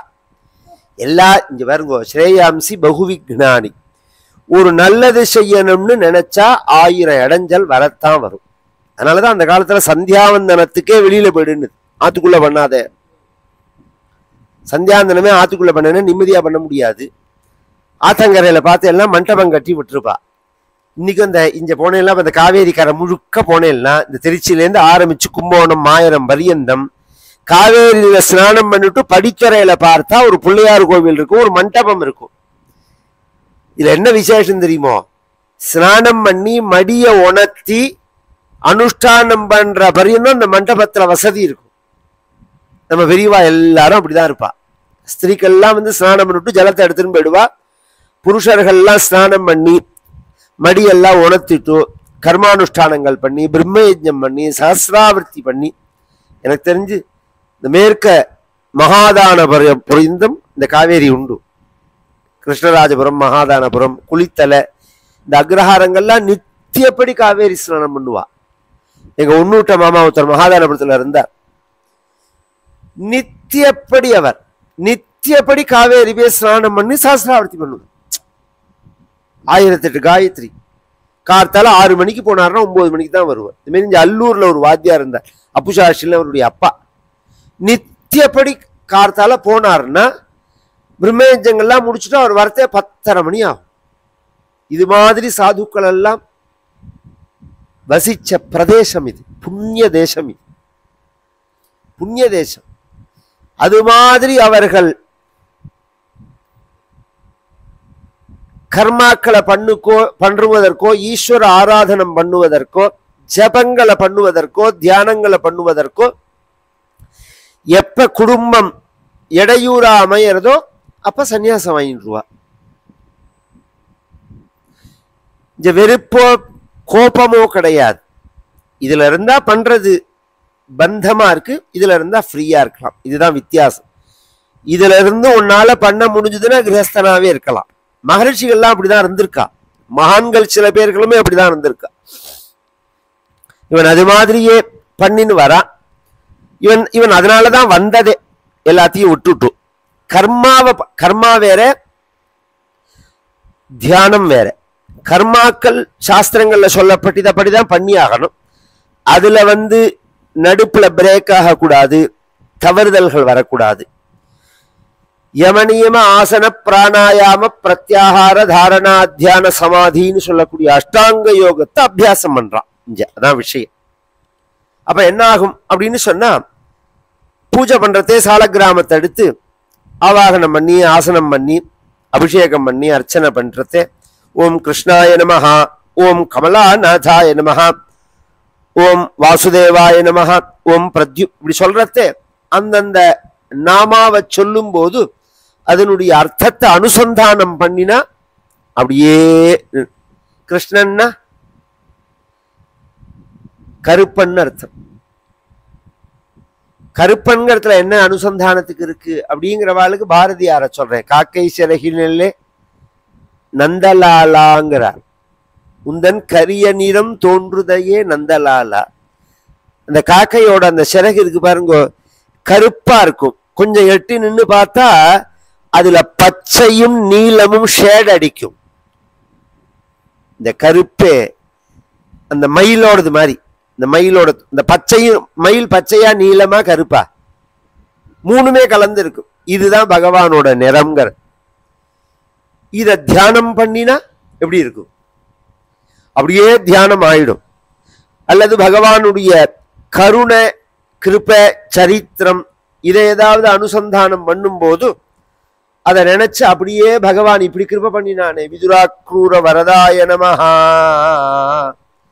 விதுரர் வீட்டுல போய் கஞ்சியை சாப்பிட்டானே பகவான், சக்கரவர்த்தியான துரியோதனன், பீஷ்மாச்சாரியால், துரோணாச்சாரியால் இவர்கள்லாம் தன் வீட்டுல வந்து பகவான் சாப்பிடணும் அப்படின்னு கூப்பிட விதவிதமான உயர்ந்த ஆகாரங்கள் அவர்கள் பண்ணி வைக்க அதெல்லாம் பகவான் விட்டுட்டு ஒரு கஞ்சி, விதுரன் கொடுத்தது வெறும் கஞ்சி தான். அந்த கஞ்சிக்கு பேர் நின்னையே அக்ரூரன். சாயங்காலம் 5 மணிக்கு வரப்போற அக்ரூரனுக்காக 2 மணியிலேருந்து குளிச்சுட்டு அண்ணாவோட ட்ரெஸ் பண்ணிட்டு வாசல்ல நின்னானம் பகவான். ஏன்னா தினப்படி மாடை ஓட்டின்னு வரதே 5:30 மணி 6 மணி ஆகும். அந்த சந்தியா காலத்துல அந்த 5:30 மணிக்கு மாடு மேய்ச்சல்ல இருந்து திரும்பி வருது பாருங்க, அதுக்குதான் கோதூலி லக்னம்னு பேர். அது ரொம்ப விசேஷம். ரெகுலரா வரப்படி வந்தா லேட் ஆயிடும் அப்படிங்கிறதுக்காக முன்னாடியே வந்துட்டா. அன்னைக்கு 2:30 மணிக்கே கண்ணுட்டி எல்லாம் ஓட்டின்னு வந்துட்டான் பகவான், மாட்டெல்லாம் ஓட்டின்னு. ஏன்னா சாயங்காலம் 5 மணிக்கு அக்ரூரன் வரப்போறாங்கிறதுக்காக முன்னாடியே வந்துட்டான். இப்படி எல்லாம் ஒரு கருணையா, இப்படி எல்லாம் ஒரு கிருபையா, இப்படி நினைச்சா அப்படியே திரவிச்சு பகவத் ரூபத்துல லயமாயி ஒரு கையில வந்து அர்ச்சனைக்கு வச்சிருக்கிற துளசி தலங்கள், மற்றொரு கையில இழுத்த துளசி தலம், இப்படியே தியானத்துல இருப்பா. சமாதி ஆயிடும். 1 நாள் 2 நாள் 3 நாள் 1 வாரம் 10 நாள் 1 மாசம் எப்படி வேணாலும் ஆகும், இவனுக்கே தெரியாது. சமாதி அவஸ்தை இருக்கு பாருங்கோ, அந்த அவஸ்தையில உள்ள போயிட்டு வெளியில வர இது 1 செகண்ட் மாதிரி தான் இருக்கும். காலத்தை பார்த்தா 1 மாசத்துக்கு அவ்வளவு தூரம் வேண்டாம். தரித்திர தூக்கமே அப்படித்தானே இருக்கு. ஆழ்ந்த தூக்கத்துக்குள்ள போயிட்டு நம்ம வெளியில வரத்தே படுத்துனது தான் தெரியறது, ஏந்துக்கிறது தானே தெரியறது. நமக்கு வேற என்ன தெரியறது? சொல்ல வேற சொல்றோம், ஓ மணி 9 ஆயிடுதா, படுத்துனது தான் எனக்கு தெரியும் அப்படிங்கிறோம். ஒரு சுஷுப்தி அவஸ்தையிலேயே நமக்கு காலம் போறது தெரியல அப்படின்னு சொல்லிட்டா சமாதிங்கிறது சாதாரண விஷயமா? நாள் கணக்காயிடும். அந்த அர்ச்சனை பூர்த்தி ஆகாது, துளசி எல்லாம் வாடி போயிருக்கும். திருப்பி ஸ்நானம் பண்ணி, பொதுவா இதுல இன்னொரு விஷயமும் உண்டு. சன்னியாசிகளுக்கு ஒரு நியமம் என்னன்னா, ஒரு நாளைக்கு 12,000 பிரணவ ஜபம் பண்ணணும். 12,000 பிரணவம், ஓம் ஓம் அப்படின்னு சொல்றோம் தெரியல, இது 12,000 தடவை பண்ணணும். ஏன் அப்படின்னு சொன்னா, முகூர்த்தத்ரயம் உதகாந்தே ஏகையேவ உபவிவேஷா. அந்த பிரணவ ஜபம் வந்து பூர்வ ஸ்மிருதிய மறக்க பண்ணும். இப்ப ஒருத்தருக்கு சன்னியாசம் வாங்கினுட்டா, சன்னியாச தீட்சை கொடுத்தாச்சு. உங்க அப்பா பேர் என்ன, உங்க அம்மா பேர் என்ன அப்படின்னா ஞாபகம் வராது. எதனால வராம இருக்கும்னா, இதை பண்ணினா வராது. இதை பண்ணினா பூர்வ ஸ்மிருதி தான் மறக்கவே தவிர புத்தி பேதலிக்காது. ஞாபக சக்தினா என்னன்னு பரமாச்சாரியால் பாலபெரிவாள்கிட்ட பழகின வாளுக்கு தெரியும். போன தடவை நீங்க பார்த்துட்டு வரத்தே என்ன சப்ஜெக்டை விட்டுட்டு வந்தேலோ அதுல ஆரம்பிப்பார் அந்த விஷயத்த. 10 மாசம் கழிச்சு போனாலும் அன்னைக்கு 50 பேரை பார்த்துட்டு பேசியிருப்பான். நமக்கு பக்கத்துல இருக்கிற மாமிகிட்டே பாதி பேசிட்டே இருக்கிறதவே என்ன பேச வந்தோங்கிறது மறந்து போயிடுறது. நமக்கு ஞாபக சக்தி அந்த நிலையில தான் இருக்கு. காரணம் வித்யா யோகேன ரக்ஷியத்தே. யோகம் பிரம்மச்சரியம் ஆகார நியமங்கள் தான் இந்த இந்த தாரியத்தைக்கு காரணமா இருக்கு, இந்த நினைவு சக்திக்கு காரணமா இருக்கு. இது சத்தா இருக்கணும், நினைவு இருக்கணும், நினைவு இருக்கக்கூடாது. ரெண்டு விஷயம் இருக்கு சந்நியாசத்துல. எது நினைவுல இருக்கணும், எது நினைவுல இருக்கக்கூடாது? குடும்பம் நினைவுல இருக்கக்கூடாது, பகவான் நினைவுல இருக்கணும். நமக்கு என்ன பிரச்சனை? குடும்பம் நினைவுல இருக்கு, பகவான் நினைவுல இருக்க மாட்டேங்கிறான். நமக்குள்ள ப்ராப்ளம் அதுதான். சாஸ்திரங்கள் என்ன சொல்றதுன்னா, குடும்பம் நினைவுல இருக்கக்கூடாது, மறந்து போயிடணும், அந்த வாசனைகள்லாம் மறந்து போயிடணும். அதுக்குதான் பிரணவ ஜபம்ங்கிறது. கேவல பிரணவம், கேவலம்னா வெறும் ஓம்ங்கிற வார்த்தையை மட்டும் சந்நியாசிகள் தான் சொல்லலாம். கல்யாணமான குடும்பஸ்தனோ ஸ்திரீக்களோ சொல்லக்கூடாது. வேற ஏதாவது மந்திரத்தோட சேர்த்து சொல்லணும். ஓம் நம சிவாயா, ஓம் நாராயணாயா அப்படின்னு சேர்த்து சொல்லலாமே தவிர தனியா சொல்லக்கூடாது. ஏன்னா சொன்னா இந்த ப்ராப்ளம் வரும். கேவல பிரணவத்தை ஜபம் பண்ணினோம்னா பூர்வ ஸ்மிருதி மறந்து போச்சுன்னா விவகாரத்துக்கு கஷ்டம். நம்மவே பஸ் ஸ்டாண்ட்ல நிற்கிறோம், பேங்க்ல நிற்கிறோம், எதுக்கு வந்தோன்னு மறந்து போயிடுதுன்னா, உங்க மாமி பேர் என்னன்னா ஞாபகம் வரலன்னா, புள்ள பேர் என்னன்னா ஞாபகம் வரலன்னா, இதெல்லாம் ப்ராப்ளம் ஆகாதா? அதனால பண்ணக்கூடாதுன்னு சாஸ்திரம் சொல்றது. இவன் அது மாதிரி இதையும் பண்ணிண்டு, பகவத் ஆராதனமும் பண்ணிண்டு, யோகாபியாசமும் பண்ணிண்டு, ஆசனம்ங்கிறது இருக்கு பத்தில. நான் அரை மணி நேரம் யோகா பண்ணுவேன், ஒரு மணி நேரம் யோகா பண்ணுவேன் அப்படின்னு சொல்றா பத்தில. முதல்ல யோகான்னாலே அவளுக்கு என்னன்னு தெரியாது. யோகாங்கிற வார்த்தைக்கு யோகா சித்தவருத்தி நிரோதா, மனசு இப்படியே அலைபாருது பாருங்க, அதை நிறுத்துறதுக்கு தான் யோகம்னு பேரு. அப்புறம் நான் அரை மணி நேரம் கிளாஸ், எனக்கு ஒரு மணி நேரம் கிளாஸுங்கிறதுக்குலாம் ஆசனம்னு பேரு. இந்த உடம்ப பல கோணங்கள்ல மடக்கி பொசிஷன்ல உட்கார்ந்துக்கிற பத்தியெல்லாம் அதுக்கு ஆசனம்னு பேரு. அதை எதுக்கு பண்ணணும் அப்படின்னா, ஸ்திர சுகம் ஆசனம் அப்படிங்கிறார் பதஞ்சலி சொல்லும் போது. இப்ப நான் உட்காந்துருக்கேன், இப்படி உட்காந்து கார்த்தால 5 மணி நேரம் பூஜை பாராயணம் இத்தியாதி காரியங்கள்லாம். சாயங்காலம் ஆச்சுன்னா பிரவச்சனம் 2 மணி நேரமோ 2.5 மணி நேரமோ 3 மணி நேரமோ, ஒரு நாளைக்கு 8லேருந்து 10 மணி நேரம் இப்படி நான் உட்கார்ந்துக்கிறதுக்கு என் உடம்பு எனக்கு சொன்னதை கேட்கணும். இப்படி உட்கார்ந்துட்டு பத்மாசனத்திலேயோ வீராசனத்திலேயோ அர்த்த பத்மாசனத்திலேயோ இல்ல ஏதோ ஒரு ஆசனத்துல நீங்க உட்கார்ந்துட்டு ஜபமோ பூஜையோ தியானமோ பாராயணமோ நீங்க பண்றதுக்கு உங்க உடம்பு சொன்னதை கேட்கணும். ஒரு 10 நிமிஷத்துக்குள்ள முட்டி வலிச்சுது, கால் கரொக்களி பிடிச்சி இழுத்துது, அப்படிம்பா சில பேர் இப்படியும்பா. அப்போ உடம்பு சொன்ன அந்த நரம்பெல்லாம் சரியா இல்லைன்னு அர்த்தம். அதுக்குதான் வளர்ச்சி கிளச்செல்லாம் பண்றது. அதுவே இல்லை, அதோட பலன் இதுதான். அதை எதுக்கு பண்றோம்னா சரீர ஜெயம் ஆசனம். நம்ம உடம்பு நம்ம சொன்னதை கேட்கணும், இதான் அடிப்படை விஷயம். நம்ம உடம்பு நம்ம சொன்னதை கேட்கணும். இவர்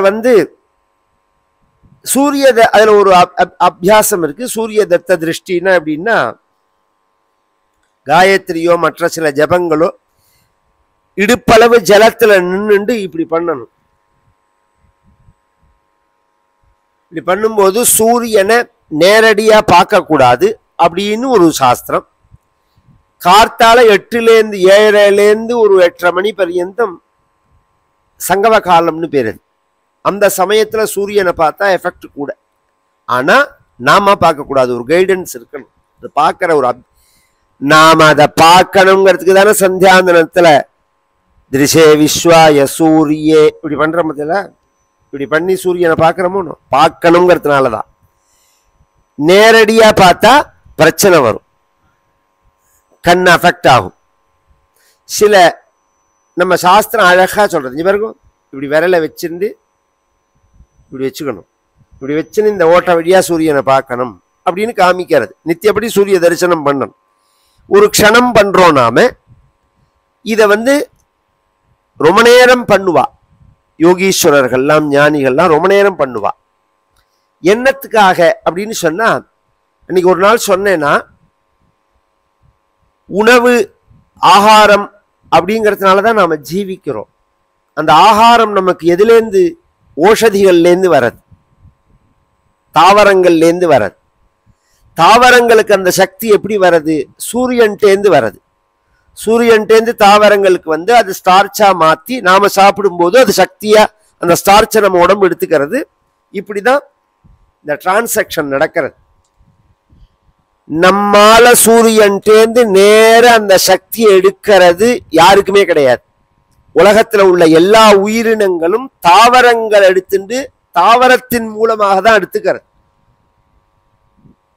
பிருத்திவியா ஓஷதய ஓஷதீப்யோன்னம் அன்னாத் புருஷா அப்படின்னு வேதம் சொல்றது.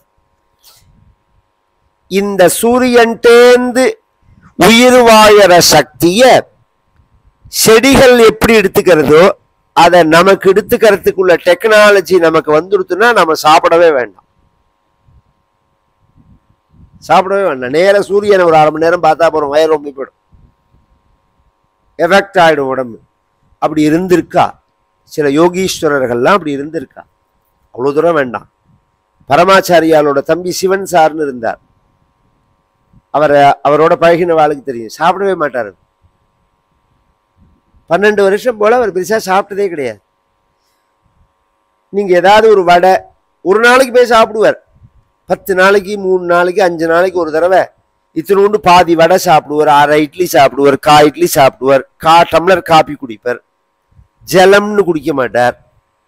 விசேஷமா எப்படி உயிர் வாழ்ந்தார்? இன்னைக்கு அவ்வளவு தூரம் வேண்டாம். ஜெயின்கள்ல பாக்குறமே, வெறும் ஜலத்தை மட்டுட்டு குடிச்சிட்டு உயிர் வாழறா, குடிக்காமையும் உயிர் வாழறவாள்லாம் இருக்காளே. இது ஒரு யோகாபியாசத்துல ஒரு முறை.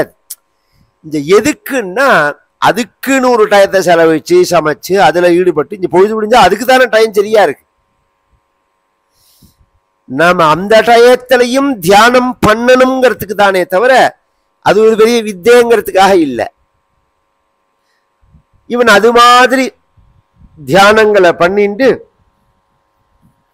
இவன் பகவத் ஆராதனம் பண்ணும்போது சில நாளைக்கு இவன் தன்னுடைய ஸ்மரணையை மறந்து நினைவு தப்பி தியானத்துல இருப்பான். நிஜம்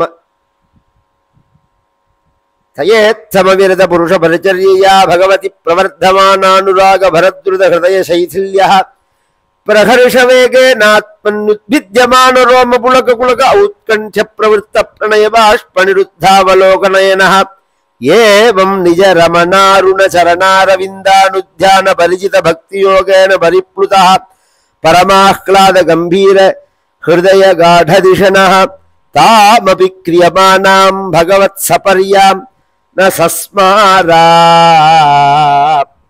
இந்த தியானத்துல சமாதியில இருக்கிறதுனால ந சஸ்மாரா நினைவு தப்பி இருப்பார். நினைவு வர அன்னைக்கு ஸ்நானம் பண்ணிட்டு இந்த கண்டகை நதியில ஸ்நானம் பண்ணிட்டு இப்ப நான் சொல்ற மாதிரி பிரணவங்கள்லாம் முடிச்சுட்டு திரும்பி பழப்படி பகவத ஆராதனம் பண்ணுவார்.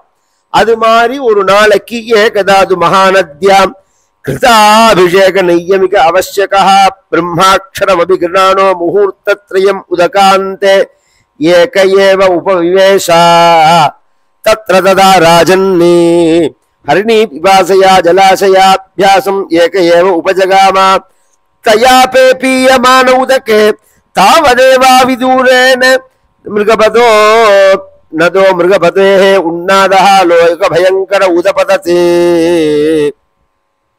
இந்த கண்டகி நதியில ஒரு நாளைக்கு இது மாதிரி பிரம்மாட்சர முகூர்த்தத்ரயம் உதகாந்தே 3 மணி நேரம்.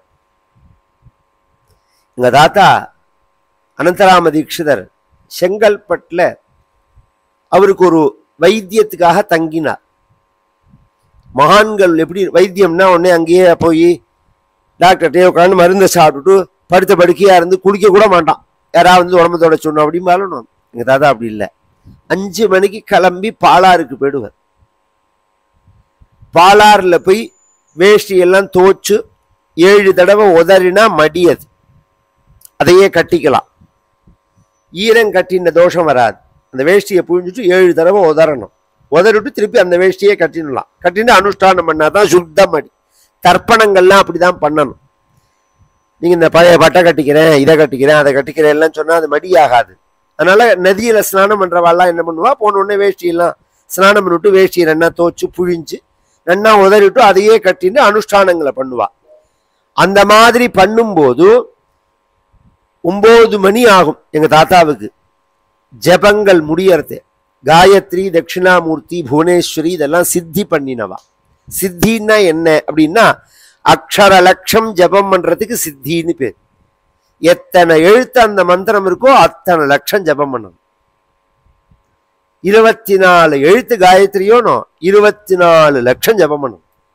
அப்பதான் சித்தின்னு. பஞ்சாட்சரம் 5 எழுத்துன்னா 5 லட்சம் ஜபம் பண்ணணும். அஷ்டாட்சரம் 8 எழுத்துன்னா 8 லட்சம் ஜபம் பண்ணணும்.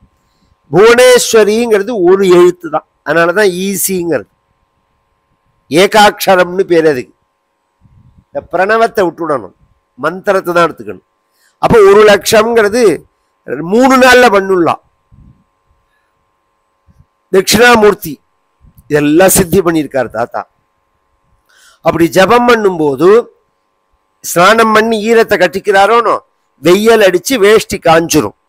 காஞ்சு திரும்பி உடம்பு வேர்த்து வேஷ்டி முழுக்க நனைஞ்சு போயிடும். அந்த அளவுக்கு 4 மணி நேரம் 5 மணி நேரம் ஜபம் பண்ணுவேன். இல்லைன்னா அந்த வார்த்தைகள்ல தெய்வீகம் இருக்குமா? ஜெய கிருஷ்ண பிரேமி அண்ணா அபூர்வமா ஒரு வார்த்தை சொன்னார். தினப்படி கார்த்தால பிரபோதனம் முடிஞ்சு சாலக்கிராம அபிஷேகம் முடிஞ்சு பிரசாதம் கொடுத்துட்டு ஒரு லைட்டா பிரேக்ஃபாஸ்ட் எடுத்துன்னு அண்ணா உள்ள தியானத்துக்கு போயிடுவார். 6:45 போனார்னா 8:30 மணிக்கு தான் கதவை திறப்பார். இது எங்க இருந்தாலும் இது ருட்டீன் காரியம் அண்ணாவோடது. எங்க இருந்தாலும் அண்ணா அப்படிதான் இருப்பார். ஏதாவது 1 நாள் 2 நாள் வேணா தப்புமே தவிர பெரும்பாலும் அப்படிதான் இருப்பார். அப்ப அண்ணா ஒரு கதையிலேயே சொல்றார். எல்லாரும் நினைப்பா இப்படி வந்த இடத்துல அண்ணா போய் கதவை சாத்திக்கிறாளேன்னு. நான் தியானம் பண்ணலைன்னா நீங்கள்லாம் எங்கிட்ட எப்படி வருவேன்னு கேட்பறவன். நான் என்ன இருக்குன்னு வரையல், நீங்கள்லாம் என்ன இருக்குன்னு வரையல எங்கிட்ட. ஏதோ ஒரு ஆனந்தம், ஏதோ ஒரு அனுபவம், ஏதோ ஒரு சாந்தி, நிம்மதி இருக்குன்னு தானே வரோம் நாம. அந்த ஜனங்களுக்கு அதை கொடுக்கணும்னா அந்த தெய்வீகம் வேண்டாமா நம்ம கிட்ட? வெறும் வேஷமா இருந்தா போருமா? நிறைய ஜபம் பண்ணணும், நிறைய தியானம் பண்ணணும், நிறைய பூஜை பண்ணணும் பகவான. அது மாதிரி இவன் பண்றான். முகூர்த்தத்ரயம் யுதகாந்தே ஏக ஏவ உபவிவேஷா தத்ர ததா ராஜன்னு. ராஜன்னு கூப்பிடுறார். என்ன பிரச்சனை? பிரச்சனை வரப்போகுதுன்னு அர்த்தம். இந்த பாகவதத்துல எந்த இடத்துல ராஜன்னு கூப்பிட்டாலும் அந்த இடத்துல ஒரு சுவாரஸ்யம் இருக்குன்னு அர்த்தம். பாகவதத்துக்கு மட்டும் அது ஒரு விசேஷம். இந்த ட்ராக் மாறுறது. வாழ்க்கை நாம் நினைச்சபடி போயின்னு இருக்குன்னு நினைக்கிறோம். எல்லாம் செட்டில் ஆயிடுச்சு, குழந்தைகளுக்கு கல்யாணம் பண்ணியாச்சு, நம்ம பாட்டுக்கு நித்தியம் பூஜை பண்ணி ஜபம் பண்ணி பாராயணம் பண்ணின்னு பிளான் பண்றதே தான் எல்லா பிரச்சனையும் வரும். வேலைக்கு போன அன்னைக்கு கூட இவ்வளவு பிரச்சனை இருக்காது. சும்மா உட்காந்துருக்கோம்னு நினைச்சுட்டு இருக்கோம், அப்பதான் அவ்வளவு ப்ராப்ளங்கள் இருக்கும். நாம நினைச்சபடி அப்ப எல்லாரும் என்ன நினைச்சிருக்கா, ரிட்டையர் ஆன அப்புறம்னு நினைக்கிறா பத்தியா, அது சரி வராதுங்கிறதுக்காக சொல்ல வரேன். அப்புறம் நான் ஜபம் பண்றேன், அப்புறம் மந்திரோபதேசம் பண்ணிக்கிறேன், அப்புறம் நான் பாராயணம் பண்றேன்னு சொல்றியே, அப்பதான் பிரச்சனை கூட இருக்கும். இந்த பஞ்சாயத்துக்கு தான் டைம் சரியா இருக்கும் நமக்கு. நம்ம நித்தியப்படி நன்னா உடம்பு சொன்னதை, முதல்ல உடம்பு சொன்னதை கேட்கணும். வயசாயிடுச்சுன்னா மனசுல ஆசை இருக்கும், உடம்பு சொன்னதை கேட்காது. ஒரு இடத்துக்கு போக முடியாது, ஒரு இடத்துக்கு வர முடியாது, டிராவல் பண்ண முடியாது, ஆகாரம் ஒத்துக்காது, சீதோஷ்ணங்கள் ஒத்துக்காது, கிளைமேட் ஒத்துக்காது, மருந்து மாத்திரை சாப்பிட்ற மாதிரி ஆயிடும். குழந்தைகள்லாம் எல்லாத்துக்கும் மேல போகாதேங்கும். அவ என்னமோ ஆசாபாசத்துல சொல்றான்னா, நீ போய் உடம்ப வியாதி வர வச்சுன்னு என் பிராணனை வாங்காதேம்பா, அப்படிதான் சொல்லுவா. என்ன டென்ஷன் பண்ணாத, உட்கார்ந்த இடத்துல உட்கார்ந்துரும்பா. நாம என்ன நினைச்சோமோ அது நடக்காது. கடைசியில் ரிட்டையர் ஆனப்புறம் எல்லாம் பண்ணாம நினைச்ச மத்தியெல்லாம் ஒன்றும் நடக்காது. அதனால எப்ப உடம்புல தெம்பு இருக்கோ, எப்ப வசதி இருக்கோ, எப்ப காலம் கிடைக்கிறதோ அப்ப எல்லாம் போய்ட்டு பாரத தேசம் முழுக்க ஒரு யாத்திரை போயிட்டு வந்துடணும். எல்லா புண்ணிய தீர்த்தத்திலையும் ஸ்நானம் பண்ணணும், எல்லா திவ்ய தேசங்களையும் க்ஷேத்திரங்களையும் தரிசனம் பண்ணணும். இந்த ரெண்டையும் மிஸ் பண்ணவே கூடாது. பாரதேபி மேல சொல்ல போறார் பஞ்சமஸ்கந்தத்துல. இது எப்பேற்பட்ட பவித்திரமான தேசம் இது. இந்த தேசத்துல பிறந்து இந்த நதியில நான் குளிக்கல, இந்த ஊர் சுவாமியை நான் தரிசனம் பண்ணலன்னு சொல்லக்கூடாது. மெயின் க்ஷேத்திரங்களை சொல்றேன், நான் பெருமைக்காக சொல்லல, ஒரு விஷயத்துக்காக சொல்றேன். இந்த நான் என்னோட பூஜையில கல்யாண சுந்தரர்னு ஒரு பரமேஸ்வரன் உண்டு. நான் ஆரம்பத்திலேருந்து பூஜை பண்ணி வருது. நான் எங்க போனாலும் அதை எடுத்துன்னு போவேன். இப்ப அண்ணா சொன்னப்புறம் தான் வெளியில ஜாஸ்தி கொண்டு போறதில்லை. எப்ப கொண்டு போனேன், எப்ப கொண்டு போகலன்னா ஒரு 20-25 வருஷம் நான் எல்லா ஊருக்கும் கொண்டு போயிருக்கேன். அந்த கல்யாண சுந்தரர் குளிக்காத நதியே கிடையாது. எல்லா நதி ஜலமும் அபிஷேகமாயிருக்கு. எல்லா ஊருக்கும் அவர் வந்திருக்கார். எல்லா இடத்துலையும் சப்தாகமாயிருக்கு. எல்லா ஊர்லயும் சப்தாகம் பண்ணாலும் இவருக்கு தான் அபிஷேகம், நவாகம் பண்ணினாலும் இவருக்கு தான் அபிஷேகம். அப்படி இல்லை. அதனாலே அண்ணா போரும், ரொம்ப வெளியில ஜாஸ்தி கொண்டு போகாத சுவாமிய, அனாச்சாரமா இருக்கு அப்படின்னு சொல்லிட்டார். எதுக்கு சொல்றேன்னா, அது மாதிரி நம்ம வாழ்க்கையில பூஜைக்குன்னு இல்லை, நம்ம வாழ்க்கையிலேயே நாம் எல்லா ஊரும் பேர். இப்ப நாம என்ன தெரியுமா சொல்றோம், நான் எல்லா ஊரும் போய் அந்த ஊர்ல உள்ள ஸ்பெஷலை முழுக்க சாப்பிட்டுருக்கேங்கிறான். ஹோட்டல் எல்லாமே பாருங்க, அதுவும் அந்தந்த ஊருக்கு போனா அந்தந்த பிரதேச ஆகாரம் கிடைக்கும். ஒரு காலத்துல கவனிச்சேன்னா, இப்ப ஹோட்டல்ல போடுறதே ஹைதராபாத்து பிரியாணின்னு போடுறான், காஷ்மீர் சாப்பாடுங்கிறான், மகாராஷ்டிரா சாப்பாடுங்கிறான். இதைத்தான் அவன் போடுறான். ஒரு காலத்துல இதை தேடின்னு போய் நீ தின்ன, அதனால அதை தேடின்னு வந்திருக்கு. நம்ம அதுக்காக போறோம், நம்ம அதுக்கு போடலையே.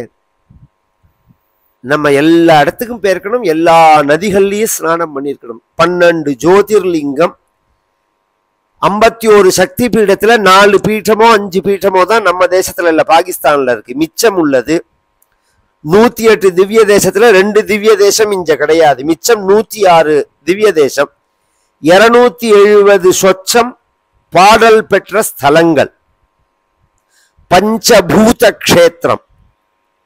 ஆகாச க்ஷேத்திரம் அப்படின்னா சிதம்பரம், திருவானைக்காவல் ஜலக்ஷேத்திரம், ஜம்புகேஸ்வரர் அப்படின்னு. இது மாதிரி பஞ்சபூத அக்னினா திருவண்ணாமலை. இது மாதிரி பஞ்சபூத க்ஷேத்திரம். இன்னும் என்னென்ன பிரசித்தியான சாநித்தியமான க்ஷேத்திரங்கள், திருவனந்தபுரம், ராமேஸ்வரம், கன்னியாகுமரி, கோகர்ணம், கோகர்ணாக்கியம் சிவக்ஷேத்திரம். இதெல்லாம் ஜோதிர்லிங்கத்துல சேராது. சாநித்தியம் எத்திர தூர்ஜட்டேஹே. இந்த பாகவதம், பாரதம் இத்தியாதி புராணங்கள் எடுத்து பார்த்தாலே தீர்த்த யாத்திரைன்னு ஒரு கட்டம் இருக்கும். அதுல கவனிச்செல்லாம், பலராமர் தீர்த்த யாத்திரைக்கு போனார், விதுரர் தீர்த்த யாத்திரைக்கு போனார், சந்தனு தீர்த்த யாத்திரைக்கு போனார், பஞ்சபாண்டவர்கள் தீர்த்த யாத்திரைக்கு போனார் அப்படின்னு வரும்.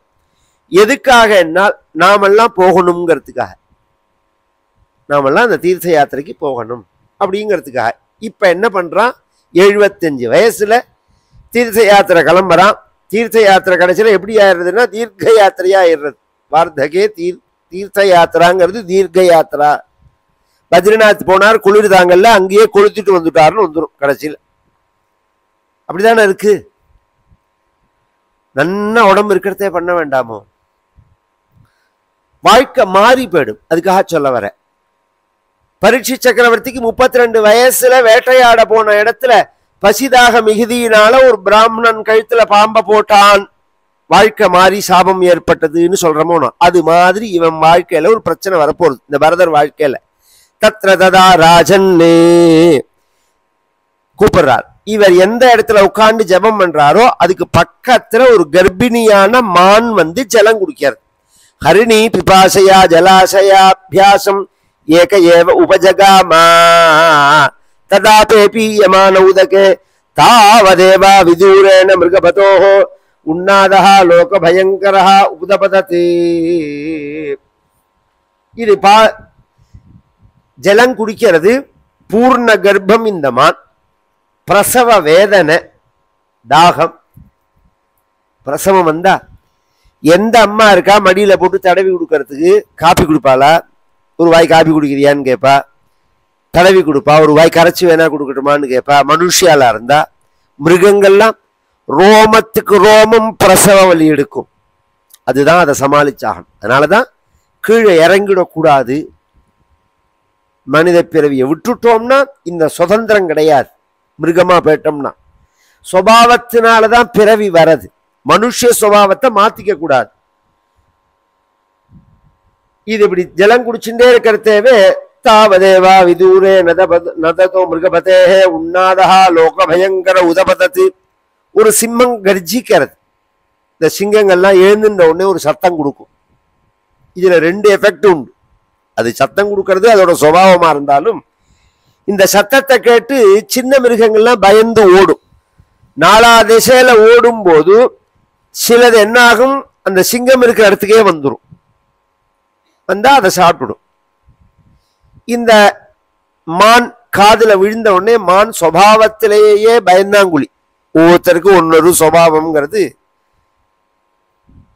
கழுகுக்கு பசி கூட, பாம்புக்கு கோபம் கூட, ஆக்ரோஷம் கூட, மானுக்கு பயங்கூட. இது பயந்து போய் சிங்கம் இந்த பக்கம் வந்துடுத்து, நாம அந்த பக்கம் போயிட்டோம்னா நம்ம குழந்தைய காப்பாத்திக்கலாம் அப்படின்னு நினைச்சுண்டு அந்த ஜலத்துல ஒரு தாவினது. தாவினா அந்த ஜம்ப் பண்ணி தாவும் போது குட்டி பாதியிலேயே ஜலத்துல விழுந்துடுத்து. பிரசவிச்சு மான் போய் எங்கேயோ ஒரு புதர்லையோ எங்கேயோ விழுந்து நதி ஜலத்தையோ அடிச்சுன்னு உயிர் பெடுத்தது. இது எல்லாத்தையும் பார்க்கிறார். இதுதான் பிராரப்தம்ங்கிறது. கிருபையாபி கிருதசங்கா பதனாயைவ யோகினஹா இதி பிரதர்சயன்னாக பரதஸ்யைன போஷணம். ஸ்ரீதர் சுவாமிகள் அவதாரிக்க வைக்கும் போது எண்ணத்தினால பரதனுக்கு ஜென்மா ஏற்பட போறது, மிருக ஜென்மா அப்படின்னா கிருபையாபி கிருதசங்கா.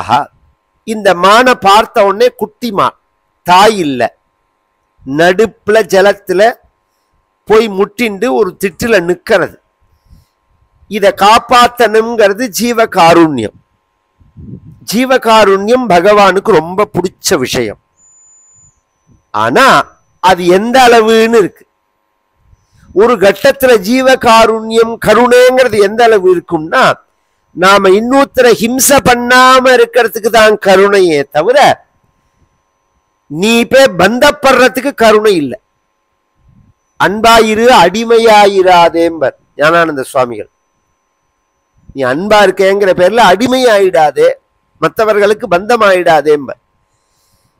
ஞானிகளுக்கு இன்னும் கிருபையினால கூட சங்கம் சர்வசங்க பரித்தியாகம் தானே சந்நியாசம்ங்கிறது. கிருபையினால கூட சங்கம் வச்சுக்க கூடாது.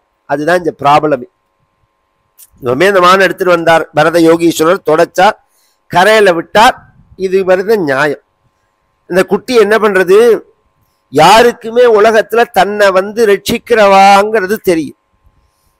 இவர் பாட்டுக்கு கரையில உட்கார்ந்துட்டு ஜெபம் பண்ணலாம்னா முதுகுல ஒட்டி நிக்கிறது. அதுக்கு என்ன தெரியும்? யார் இருக்கா? ஐயோ இது அம்மா செத்து போயிடுத்து, இதுக்கு யார் இருக்கா? நம்மளை விட்டா இதை யார் பார்த்துப்பா? ஏகப்பட்ட துஷ்ட மிருகங்கள் இந்த காட்டுல இருக்கே, இதுக்கு வயத்தை பசிச்சா என்ன பண்ணும்? இது எப்படி சாப்பிடும்? இது எப்படி தூங்கும்? இதை யார் பார்த்துப்பா? இந்த எண்ணம் அவரை பந்தப்படுத்துறது. அதனால என்ன நடக்கிறதுன்னா மேல கதை நாளையது. நித்யான்னதாத்ரேச்ச மஹீசுரேப்யா நித்யம் திவிஸ்தைர் நிசிபூஜிதாய மாத்ராச்ச பித்ராச்ச ததோத்தவேன சம்பூஜிதாயாஸ்து நமோ நமஸ்தே. நாராயண நாராயண நாராயண நாராயண நாராயண நாராயண நாராயண நாராயண நாராயண நாராயண நாராயண நாராயண நாராயண. கோபிகா ஜீவனஸ்மரணம். ஆஞ்சநேய மூர்த்திக்கு